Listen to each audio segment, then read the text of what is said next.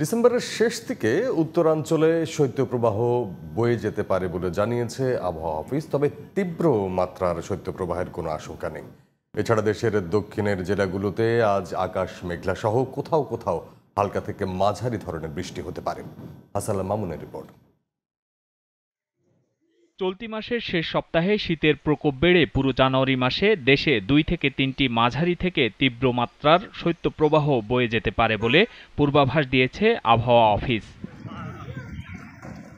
আবহাওয়া অফিস বলছে, সারা দেশে 23 ও 24 ডিসেম্বর এই 48 ঘন্টা দেশের কোথাও বৃষ্টির পূর্বাভাস না থাকলেও এ সময় অস্থায়ীভাবে আংশিক মেঘলা আকাশ সহ সারা দেশে আবহাওয়া শুষ্ক থাকতে পারে।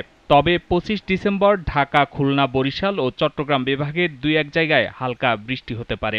বাংলাদেশের দক্ষিণের যে জেলাগুলো আছে, অঞ্চলগুলো আছে, সেই সব অঞ্চলে কিন্তু আকাশ মেঘলা হবে, কোথাও কোথাও ছিটে ফাটা বা হালকা যে বৃষ্টি, সেই বৃষ্টি হওয়ার সম্ভাবনা আছে। সোমবার সারা দেশে দিনের তাপমাত্রা প্রায় অপরিবর্তিত থাকতে পারে এবং রাতের তাপমাত্রা সামান্য বাড়তে পারে। পরদিন মঙ্গলবার ঢাকা, খুলনা, বরিশাল ও চট্টগ্রাম বিভাগে দিনের তাপমাত্রা 1 থেকে 2 ডিগ্রি সেলসিয়াস কমতে পারে। শীতল তো মাস বলা হয় জানুয়ারিকে, সে অনুযায়ী শীতের প্রকোপতা বাড়বে। সেই সাথে শীতের প্রকোপতার সাথে সাথে মাঝে মাঝে কুয়াশার ঘনত্ব বেড়ে যাবে। উত্তরবঙ্গে 2-1 জায়গাতে মৃদু ধরনের শৈত্যপ্রবাহ হতে পারে। তাছাড়া বড় ধরনের যে তীব্র শৈত্যপ্রবাহ বা মাঝারি ধরনের শৈত্যপ্রবাহ আপাতত সম্ভাবনা নেই বাংলাদেশের প্রেক্ষিতে।